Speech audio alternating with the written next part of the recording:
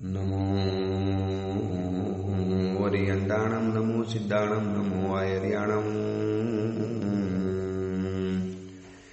નમો વજ્રાયણમ નમો લોહે સૌવસાવણમ એસો પંચનમુકારો સૌવ પાવપણાસણો મંગલાણમ ચ સૌવેસી પડમમ વૈ મંગલમ મંગલમ ભગવાન વીરો મંગલમ ગૌતમ પ્રભુ મંગલમ સ્થૂલભદ્રાદ્યા જૈન ધર્મોસ્તુ મંગલમ. પ્રવચનનો વિષય છે માર્ગ ભૂલેલા જીવન પથિકોની પ્રતિબોધ કથા.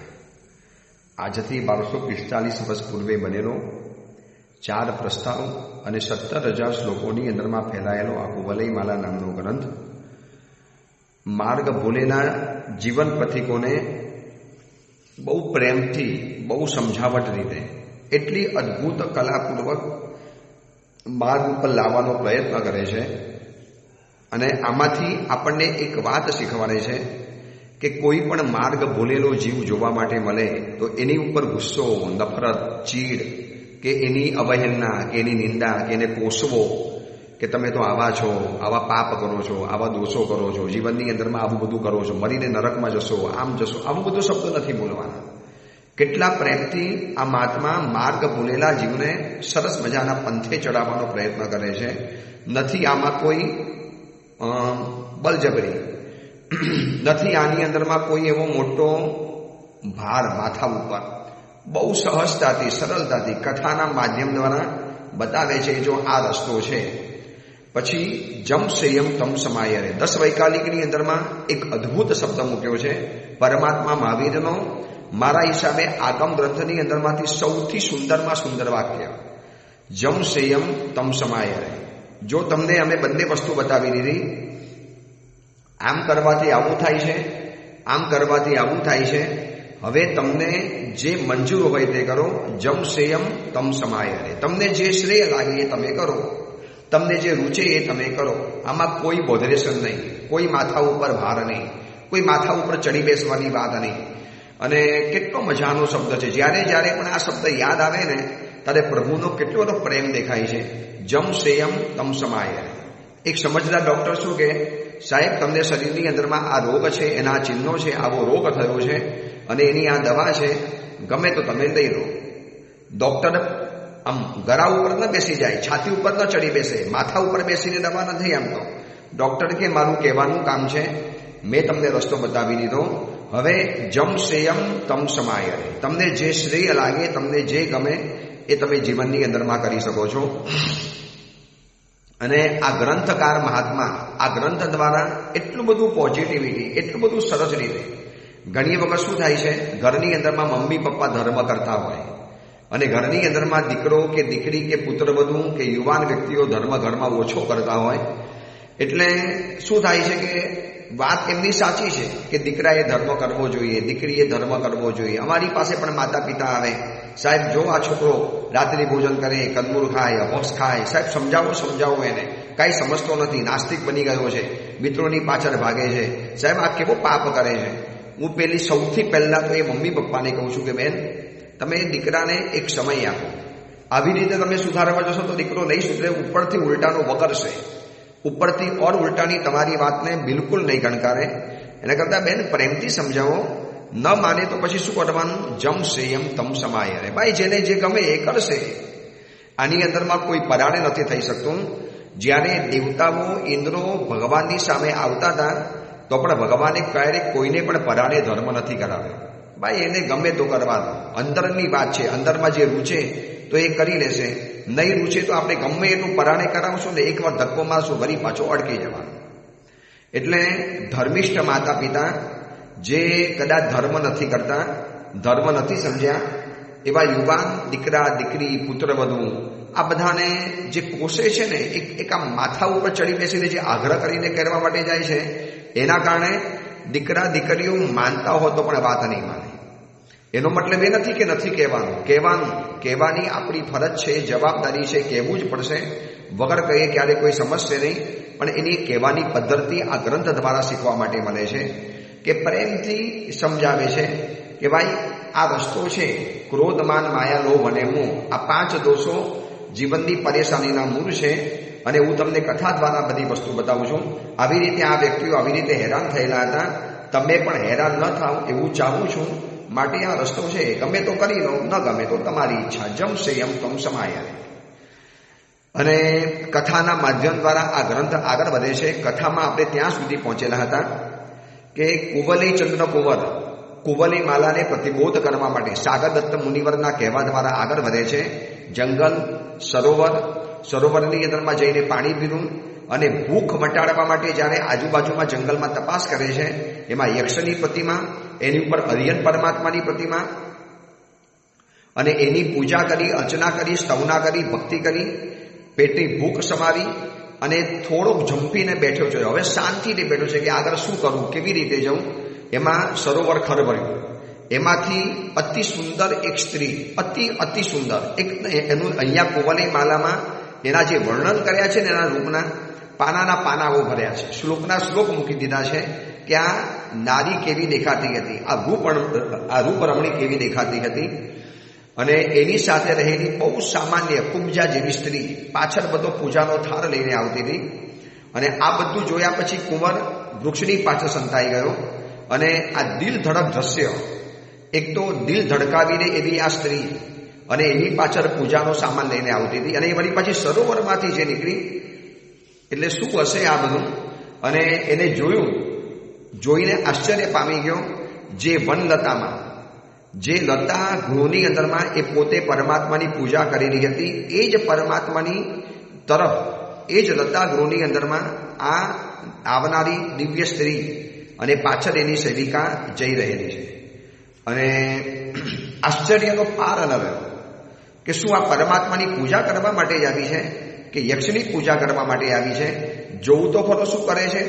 વળી પાછો લઘુ લાગવતાથી બીજા એક વૃક્ષની પાછળ સંતાઈ ગયો અને એવી જગ્યા પકડી, એવું સ્થાન પકડી લીધું, એવી પોઝિશન લઈ લીધી જ્યાંથી એને બધું જ દેખાય. અને જોયું તો એ સ્ત્રી છે જે યક્ષની પ્રતિમા છે. યક્ષની પ્રતિમાની નજીકની અંદરમાં ગઈ અને સૌથી પહેલા તો દિવ્ય સ્ત્રીએ પરમાત્માની મૂર્તિને નમસ્કાર કર્યા, યક્ષની પ્રતિમાને નમસ્કાર કર્યા. અને પ્રતિમા ઉપર રહેલા જે પુષ્પો, પ્રતિમા ઉપર રહેલું જે વિલેપન, પ્રતિમા ઉપર રહેલા સરસ મજાના જે ફળ, એની આજુબાજુની અંદરમાં જે રીતે ફળ ગોઠવેલા હતા, એ જોયા પછી પોતાની સેવિકાને કહે છે કે સખી કુબ્જિકા, આજે કોઈએ ભગવાનની પૂજા કરી લાગે. જો આ કમલની માલા પહેરાવી છે, કમલો પધરાવ્યા છે, કેવા સરસ મજાના ફૂલોની અંગ રચના કરી છે, કોણ કરે છે?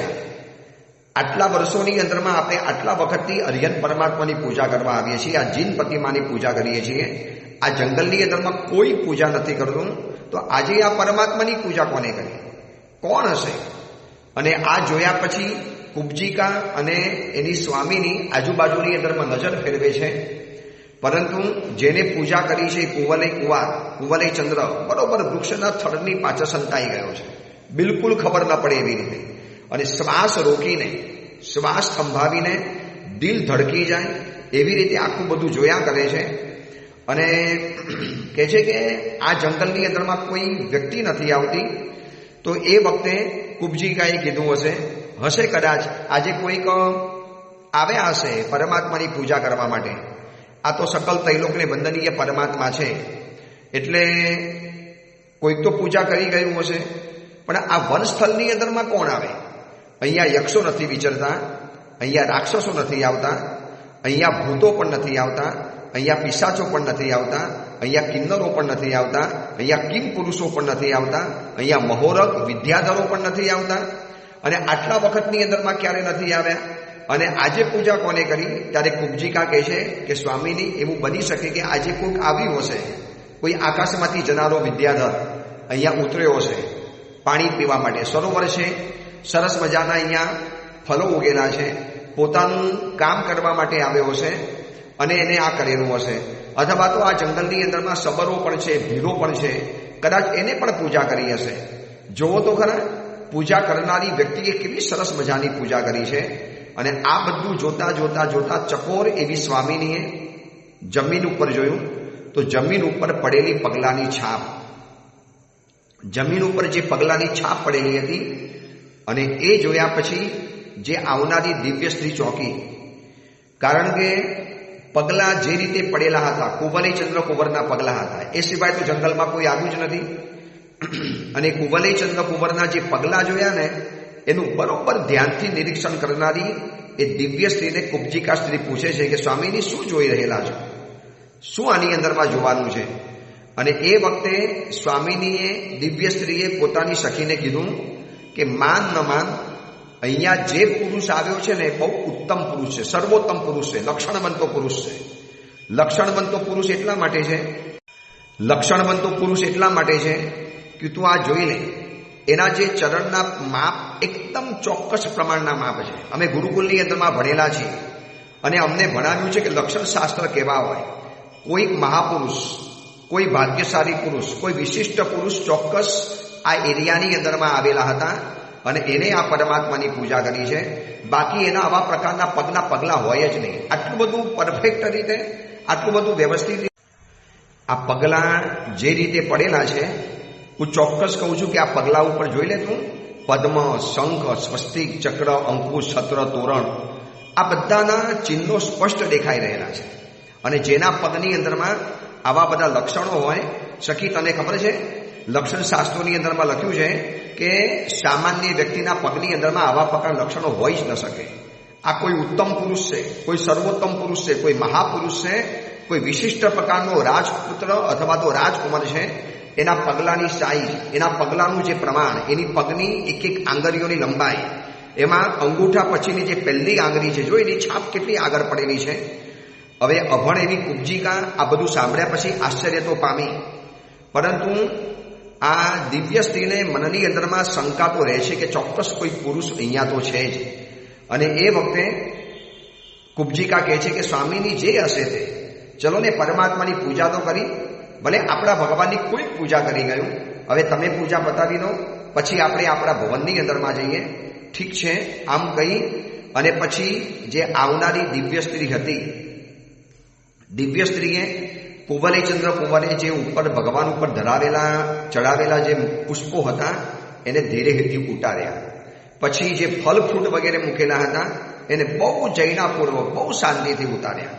અહીંયા વર્ણન કરવાની અંદરમાં આવ્યું છે કે એટલી સરળતાથી, એટલી સહજતાથી, એટલી મૃદુતાથી, એટલી કોમલતાથી, એટલા પ્રેમ ભર્યા રીતે આ રીતે કમલ ઉતાર્યા છે. સાચું કહેજો, આપણે રોજ પરમાત્માની દેરાસરમાં પૂજા કરતા હોઈએ અને જે ધાતુના પરમાત્માની અથવા તો આપણા દેરાસરની અંદરમાં અનેક પરમાત્મા હોય અને એમાંથી એક પરમાત્માની પૂજા આપણે વર્ષોથી પકડી રાખી છે. સકલ શ્રી સંઘને ખબર છે કે આ પરમાત્માની પૂજા આ ભાઈ કે આ બેન, આ સાવક કે આ સાવિકા, આ પુરુષ કે આ સ્ત્રી વર્ષોથી કરતા આવ્યા છે. ત્યાં બીજા કોઈ હાથ પણ ન લગાડી શકે. હવે માનો કોઈ વ્યક્તિ આવી, અજાણી વ્યક્તિ આપણાથી પહેલા આવીને એ પરમાત્માની પૂજા કરી ગઈ, પરમાત્માનો પક્ષાલ કર્યો, પ્રભુની આંગી બનાવી દીધી.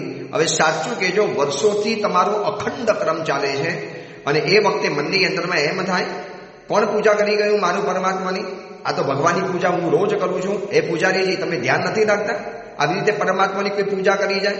તમને ખબર તો છે ને આ પરમાત્માની પૂજા હું કરું છું. પૂજારી કે પણ કોઈ ભાઈ આવ્યા હતા, તમારે ના પાડી દેવી જોઈએ. કોઈ ભાઈ આવ્યા હતા, આ પરમાત્માની પૂજા તો હું કરું છું, પૂજા મારે કરવાની, માલિકના પણ માલિક બની જાય.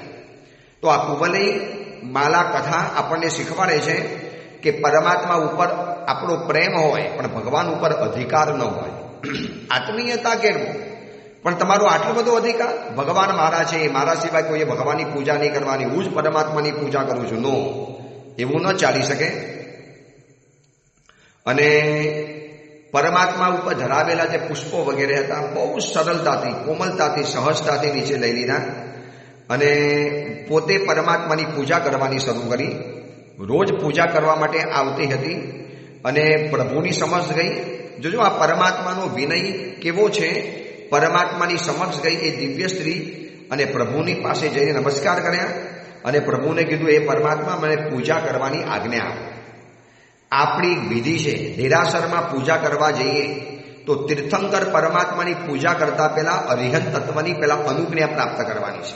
કદાચ તમને ખ્યાલ હોય તો પરવાદિરા પરુષણ મહાપર્વના કલ્પસૂત્રના પ્રવચનો ધ્યાનથી સાંભળ્યા હોય અથવા તો કોઈક મહાત્માએ એ વાતને સમજાવી હોય તો જ્યારે પણ ઇન્દ્ર મહારાજા પરમાત્માને મેરુ પર્વત ઉપર લઈ જવા માટે આવે છે ત્યારે એ વખતે પરમાત્માની માતાને અવસ્વાપીની નિદ્રા આપે છે અને આપ્યા પછી પરમાત્માને વિનંતી કરે છે કે પ્રભુ મને આજ્ઞા આપો, આપનો મેરુ પર્વત ઉપર અભિષેક ઉજવવો છે, જન્માભિષેક ઉજવવો છે. આ દરેક ઇન્દ્ર પરમાત્મા અરિહંત પરમાત્માની પ્રથમ આજ્ઞા માગે છે. દેરાસરમાં પણ આ જ વિધિ છે કે ગભારાની અંદરમાં રહેલા ધાતુના પરમાત્માને બહાર પધરાવવા હોય, બહાર લાવવા હોય તો અણુ જાણહ મેં ભૈવમ, આ એક શબ્દ હતો, પર્ટિક્યુલર શબ્દ, ગોખવા જેવો છે, યાદ રાખવા જેવો છે. અણુ જાણહ મેં ભૈવમ, એ પરમાત્મા મને આજ્ઞા આપો, મારે આપના દેહને સ્પર્શ કરવો છે, આપની પૂજા કરવી છે. આ તો શું થાય ખબર છે? મોઢા ઉપર રૂમાલ બાંધતા ગભારાની અંદરમાં ઘૂસી જવાનું. પછી ત્યાં પડેલી જે કેસરની વાડકી હોય સીધી લઈ લેવાની અને સીધી આમ ટાઈપ કરતા હોઈને પરમાત્મા પૂજા વગેરે કરી લેવાની, સીધા બહાર નીકળી જવાનું.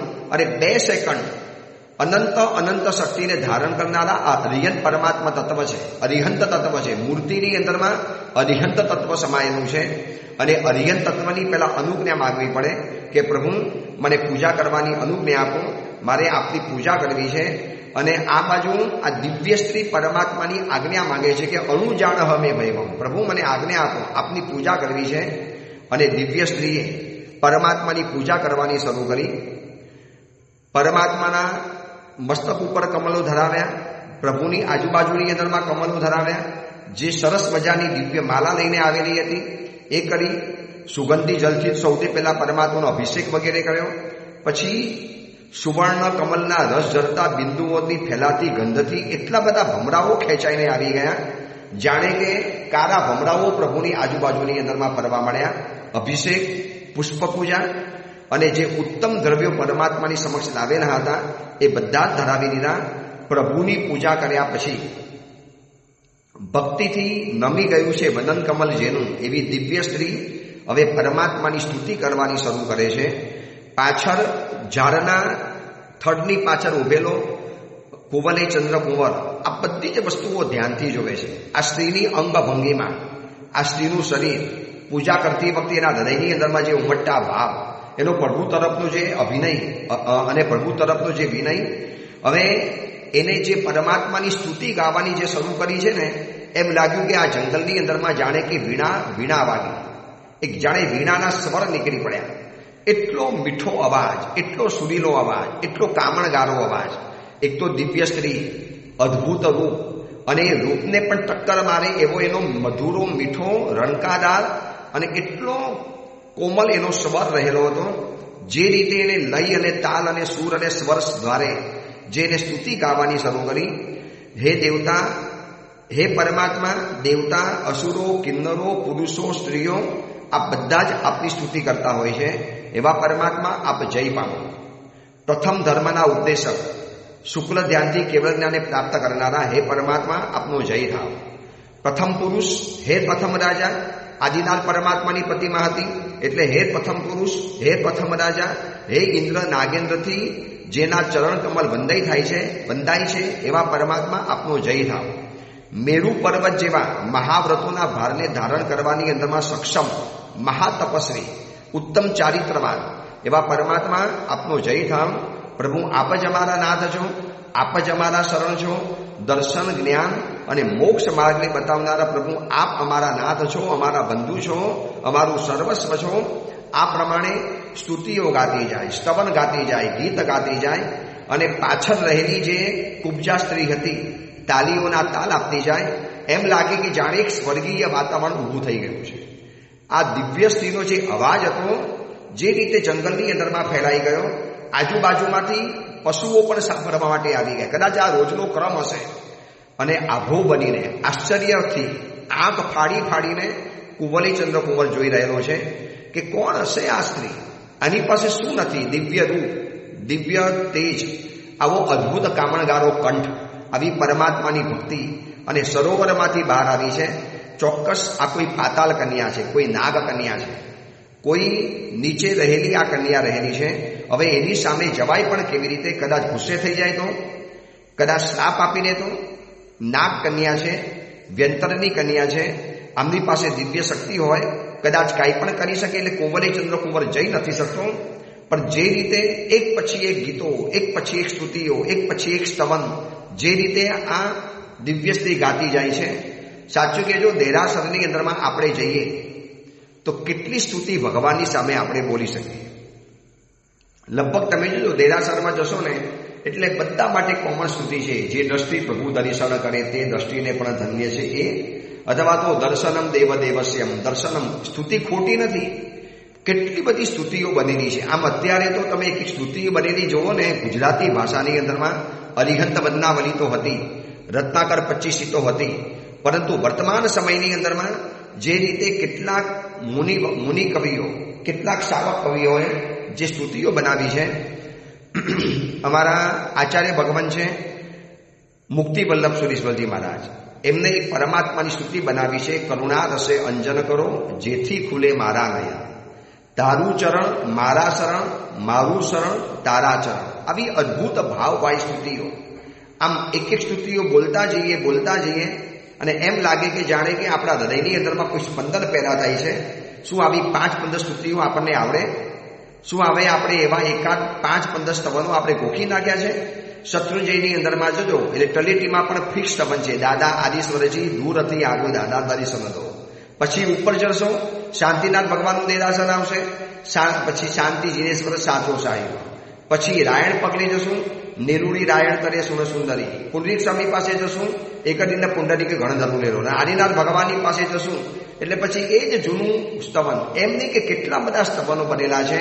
એકલા જ્ઞાન વિમલ સુરેશ્વરજી મહારાજાએ 150 ઉપર સ્તવન આદિનાથ પરમાત્માના બનાવેલા છે. એકલા જ્ઞાન વિમલ સુરેશ્વરજી 150 ઉપરના સ્તવનો બનાવેલા છે. આ બધા સ્તવનો ગોખતા જાઓ. ઉદયરત્ન વિજય થયા, ઉદયરત્ન સૂર્યજી થઈ ગયા બહુ વર્ષો પહેલા, જેમને ખેડા અને ખંભાતના વચની અંદરમાં ઘણા ધર્મ કાર્યો કર્યા. એમને પણ પાર્શ્વનાથ ભગવાનના કેટલા બધા સ્તવનો બનાવીને ગયા છે. અમે એક વિહાર કરતા એક તીર્થની અંદરમાં ગયા હતા. તીર્થની અંદરમાં કોઈ સાધ્વીજી ભગવંતો પણ પહેલેથી બિરાજમાન હશે. સાંજે જ્યારે દેરાસરની અંદરમાં ગયા, દીવાનું પીરો પ્રકાશ અને આખા દેરાસરની અંદરમાં અંધારું, અને આ દીવાનો ઝિલમિલતો પ્રકાશ લાગે. ચારે બાજુ દીવા મૂકેલા હતા. નયન રમ્ય પરમાત્માની પ્રતિમા હતી, અને પાછળ બેઠેલા સાધ્વીજી ભગવંતોના વૃંદે જે મધુર સ્વરે એક પછી એક સ્તુતિઓ ગાતા જ ગયા. ન પુસ્તક ન પાનું, અંધારું, અને ભાવવાળી સ્વરે એક સાથે એક સાધ્વીજી ભગવંત બોલે. એમનો એટલો મીઠો મધુરો કર્ણ મધુર અવાજ, અને એની પાછળ એ જ તાલ અને લયની અંદરમાં, એ જ સૂર અને સ્વરની અંદરમાં, એ જ ભાવ ભંગીનાની અંદરમાં, એ જ વર્તના, એ જ મૂર્છના, એ જ લય, એ તાલ, એની અંદરમાં જે રીતે ઝીલાવતા હતા એમ લાગે કે સ્વર્ગ જેવું વાતાવરણ છે. એવું અદ્ભુત શબ્દનું એક સૌંદર્ય ઊભું થઈ ગયેલું હતું. અને આ નીરવ જંગલ, અદ્ભુત વાતાવરણ, સામે સરોવર, આ બાજુ યક્ષની પ્રતિમા, એની ઉપર મુક્તાફળ જેવા શિલામાંથી બનેલી અરિયન પરમાત્માની અદ્ભુત પ્રતિમા, આ બાજુ ગાનારી સ્ત્રીનું પણ અદ્ભુત લાવણ્ય, એનો કર્ણમધુર અવાજ, એનો દર્દીનો સુરીલો અને મીઠો મધુરો જે અવાજ નીકળતો હતો, એમાંથી જે સ્તુતિઓ ગાતી જતી હતી, સ્તવન ગાતા જતા હતા, એના લય, એનો તાલ, એનો સ્વર, એની વર્તના, એની મૂર્છના, આ બધું જે સંગીતની ભાષાની અંદરમાં કહેવાય, એમ લાગે કે કેટલી બધી તાલીમ પામેલો આ કેળવાયેલો અવાજ રહેલો છે. અને જેમ જેમ આ સ્તુતિઓ ગાતી ગઈ એવું અદ્ભુત વાતાવરણ છવાઈ ગયું કે કુંવલે ચંદ્રકુંવર ભૂલી ગયો કે હું જંગલની અંદરમાં છું. કુંવલે ચંદ્રકુંવર ભૂલી ગયો કે આ નાગ કન્યાની સામે મારાથી ન જવાય. કુંવલે ચંદ્ર એ પણ ભૂલી ગયો કે આ પરમાત્માની પૂજા કરનારી દિવ્ય સ્ત્રી કોણ છે એ પણ ખબર નથી. પણ એને આજે સ્તવન અને ગીતો અને એનું જે ગાયન સાંભળ્યા પછી કુંવલે ચંદ્રકુંવરથી ન રહેવાયું, અને કુંવલે ચંદ્રકુંવરના મોઢામાંથી શબ્દ નીકળી પડ્યો, વાહ શું અવાજ છે, અતિ સુંદર, અતિ ઉત્તમ, અદ્ભુત તમારો અવાજ, અદ્ભુત તમારી પરમાત્માની ભક્તિ. અને એનાથી તાલી પડાઈ ગઈ, એનાથી આ શબ્દ નીકળી ગયા, એનાથી રહેવાયું નહીં. ખબર ન પડી કે ક્યારે મોઢામાંથી આ શબ્દ નિસરી પડ્યા, ખબર ન પડી કે ક્યારે મોઢામાંથી આ વાહ વાહ, ધન્યવાદ અને આ કણંગ અને આ જે અભિવાદનના શબ્દો નીકળી પડ્યા, ખબર જ ન પડી. બોલ્યા પછી ચોંક્યો, હાયલા શું બોલાઈ ગયું, આ શું બોલી ગયો? અને સરસ મજાના ગીતો ચાલતા હતા, ભક્તિ ચાલતી હતી. એમાં તાલીઓની સાથે મોટો ઘેઘૂર અને ઘટ્ટ એક પુરુષનો મરદાના અવાજ જ્યારે સાંભળ્યો અને એ સાંભળતાની સાથે આવનારી દિવ્ય સ્ત્રીનું ગાન થંભી ગયું. એને પાછળ નજર ફેલાવી અને નજર ફેલાવી તો ખબર પડી ગઈ કે આ વૃક્ષની પાછળથી અવાજ આવેલો છે. હવે કુવલયચંદ્ર કુંવરને છુપા રહેવું પણ યોગ્ય નહોતું. બહાર આવી ગયો અને બહાર આવીને કહે છે, મને માફ કરજો, મારાથી એક ગુસ્તાખી થઈ ગઈ, તમારી ભક્તિની અંદરમાં ભંગ પડી ગયો. પણ સાચું કહું દિવ્ય સ્ત્રી, તમારો જે સુંદર મધુર અવાજ, તમારો જે સુકોમલ અવાજ, તમારો કેળવાયેલો ઘૂંટાયેલો તાલીમબદ્ધ જે આ તમારો મધુરો અવાજ છે, હું પણ સંગીતનો જાણકાર છું, ગુરુકુળમાં ભણેલો છું. આ તમારી મૂર્છના, લય, તાલ, તમારો સૂર, સ્વર અને જે રીતે તમે ગાતા હતા, મારાથી અચાનક બોલાઈ ગયું. બસ મને માફ કરજો. અને એ વખતે જે દિવ્ય સ્ત્રી હતી એને પણ આ સુંદર સોહામણા પુરુષને જોયો. કોઈ જેવો તેવો પુરુષ તો હતો નહીં. અને એને ચોક્કસ ખબર પડી ગઈ કે આ જ વ્યક્તિ છે કે જે મારી પહેલા આ પરમાત્માની પૂજા કરીને ગયો. સૌથી પહેલી નજર એની કુવલયચંદ્ર કુંવરના પગ ઉપર પડી. જેવા પગ ઉપર નજર પડી એટલે ખબર પડી ગઈ કે આ જ પગની ફૂટપ્રિન્ટ અહીંયા પડેલી હતી, પગલા પડેલા હતા. અને આવો ઉત્તમ પુરુષ, આવો સોહામનો પુરુષ, આવો દિવ્ય પુરુષ, અને એ દિવ્ય પુરુષને જોયા પછી યક્ષ કન્યા જે હતી, યક્ષ કન્યાએ પણ અભિવાદન કર્યું કે કુમાર, તમારો આની અંદરમાં કોઈ વાંક નથી. સંગીતને જાણકાર દરેક વ્યક્તિ આવું જ બોલી ઉઠે. અહીંનું જે આ જંગલનું વાતાવરણ, એમાં આ પરમાત્માની પ્રતિમા અને એની અંદરમાં હું ગાતી હતી અને તમારાથી બોલાઈ ગયું. કોઈ ચિંતા નહીં કરતા, કોઈ તમે ડર નહીં રાખો. ચલો આપણે ભેગા થઈને ભક્તિ કરીએ છીએ. વરી કુવલયચંદ્ર કુંવર અને આ યક્ષ કન્યા બંને જણાએ ભેગા થઈને વરી પાછી પરમાત્માની ભક્તિ શરૂ કરી. કુવલયચંદ્ર કુંવર પણ કલાવાન છે, કલાને જાણકાર છે. જૂના કાળની અંદરમાં 12 વર્ષના ગુરુકુલના અભ્યાસની અંદરમાં બધા જ પ્રકારની શિક્ષાઓ અપાતી હતી. સંગીત, જ્યોતિષ, લક્ષણશાસ્ત્ર, પુરુષોના લક્ષણ, સ્ત્રીઓના લક્ષણ, હસ્તીઓના લક્ષણ, ધન ધાન્યની પરીક્ષા કેવી રીતે કરવી, વૃક્ષોની પરીક્ષા કેવી રીતે કરવી, આ બધું જ શિક્ષણ જૂના સમયની અંદરમાં અપાતું હતું. અને એના કારણે તો એ શિક્ષણ કામનું લાગતું હતું. માણસોને ભણવું પણ ગમતું હતું. આજના જેવું બોરિંગ અને વૃક્ષ અને સાવ સૂકું ભણતર નહોતું જેનાથી માણસને ભણવાનો કંટાળો આવે. અને બંને જણાએ વરી પાછો પરમાત્માની ભક્તિ શરૂ કરી. બંને જણાનો સરખો લય, સરખો તાલ, સરખો અવાજ અને જંગલની અંદરમાં ભક્તિ પરિપૂર્ણ કરી. ભક્તિ પૂર્ણ કર્યા પછી જે યક્ષ કન્યાને પણ એક જાતનો ભય, એક જાતની લજ્જા, એક સ્ત્રી સહજ ઉત્કંપ અને એના કારણે શરીરની અંદરમાં આછી આછી જે ધ્રુજારી કુંવર સમજી ગયો. અને એ યક્ષ કન્યાએ કીધું, સાધર્મિક બંધુ, તમારું સ્વાગત હો. આ પણ પરમાત્માના ભક્ત છો, હું પણ પરમાત્માની ભક્ત છું. આવો બેસો, આપણે આ આસનને સ્વીકાર કરો. અને પલ્લવના આસનને એની કુબ્જા દાસીએ પાથરી દીધું અને એની ઉપર કુમાર જઈને બેઠો. કુમારે પણ કીધું કે યક્ષ કન્યા આપ પણ બેઠો. હવે સૌથી પહેલો સવાલ યક્ષ કન્યાને કુવલયચંદ્ર કુંવર પૂછે છે કે આ જંગલની અંદરમાં આવી અદ્ભુત દિવ્ય પ્રતિમા ક્યાંથી આવી? આપ કોણ છો? આપ ક્યાંથી પધારો છો? આપ સરોવરમાંથી પધાર્યા, બધું જ મેં જોયું છે. તમે જ્યારથી સરોવરમાંથી બહાર આવ્યા ને ત્યારથી હું બરોબર તમારું નિરીક્ષણ કરી રહેલો છું. અને આ બાજુ ઉત્તમ યક્ષ કન્યા એ પણ વિચારે છે કે શું આ કોઈ કામદેવ હશે? આ કોઈ વૈમાનિક કલ્પવાસી દેવ હશે? શું આ વિદ્યાધર હશે? શું આ ગંધર્વ હશે? શું આ કોઈ ચક્રવર્તી રાજકુમાર હશે? એની જે શરીરની જે પ્રતિભા છે, એનું જે દિવ્ય તેજ છે, એનું જે ગૌરવર્ણ છે, એની જે સપ્રમાણ ઊંચાઈ છે, એનું જે સપ્રમાણ શરીર છે, એના શરીરના જે લક્ષણો રહેલા છે, એના જે કાળા ઘૂંઘરાના વાળ છે, એનું જે ભવ્ય તેજસ્વી લલાટ છે, એની આંખોની અંદરમાં જે ભાવવાહિતા છે, એની આંખોની અંદરમાં જે આત્મવિશ્વાસ છે, એના હોઠ ઉપર રહેલો જે દળતા, કોણ હશે આ સુંદરી યક્ષ કન્યા? આને જોઈને વિચારે છે કે શું આ પણ કોઈ દિવ્ય પુરુષ હશે? અને આ બાજુ કુવલયચંદ્ર કુંવર પણ યક્ષ કન્યાને પૂછે છે કે આ પરમાત્માની પ્રતિમા અહીંયા કેવી રીતે આવી? આપ શું રોજ પૂજા કરવા માટે આવો છો? મને એવું લાગે છે કે આપ રોજ પૂજા કરવા માટે આવો છો, તો આ શું છે? એની પહેલા સૌથી પહેલા યક્ષ કન્યાએ કીધું પહેલા આપ બતાવો કે આપ કોણ છો, પછી હું તમને બતાવું કે આ પ્રતિમા કેવી રીતે આવી, આ જંગલની અંદરમાં પ્રતિમા આવવાનું શું કારણ છે, અને રોજ હું પૂજા કરવા શેના માટે આવું છું. અને કુવલય ચંદ્ર કુંવર પોતાનો પરિચય આપે છે, પોતાનો પરિચય આપવાની શરૂઆત કરે છે. જો બે અજાણી વ્યક્તિ મળે છે ત્યારે કેવું અભિવાદન હોય, કેવો એક સંસ્કાર હોય, કેવી એક સભ્યતા હોય, એની વાત ખરેખર જાણવા જેવી છે. અદ્ભુત કથા છે. આ પરમાત્મા કેવી રીતે આવ્યા આ જંગલની અંદરમાં યક્ષની પ્રતિમા ઉપર, એની એક દિવ્ય કથા છે, અદ્ભુત કથા છે. આ કુવલયમાલા ગ્રંથ મેં કીધું ને, કથામાંથી કથા ચાલ્યા કરશે, પરંતુ ખરેખર જાણવા જેવી આ કથા છે. એ જંગલની અંદરમાં પલ્લવના આસન ઉપર કુંવર બેઠેલા છે, સામે યક્ષ કન્યા બેઠેલી છે, બાજુની અંદરમાં એની કુબ્જા દાસી બેઠેલી છે.